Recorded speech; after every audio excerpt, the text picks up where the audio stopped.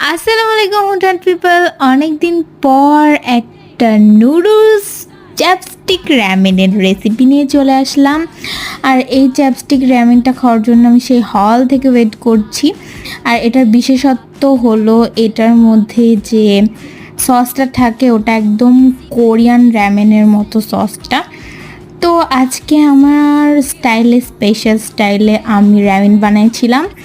তো প্রথমে যে সসটা থাকে সেই সসটা দিয়ে নিলাম। ওর মধ্যে আমি স্পেশালি ম্যাগি যে ম্যাজিক মশলা থাকে ওটা ইউজ করছি, লেবু ইউজ করছি, অ্যান্ড ওর সাথে আরেকটা হলো পানি ইউজ করছি, অ্যান্ড ওর সাথে যেই আরেকটা মশলা থাকে ওটা ইউজ করছি। তারপরে নুডলসগুলো সিদ্ধ হয়ে যাওয়ার পরে আমি এর মধ্যে নর্মালি ছেড়ে দিই যে সসটা আমি বানিয়ে নিলাম, সেই সসটাকে ভালোভাবে দিয়ে নেওয়ার পরে এটাকে আমি আবারও বয়েল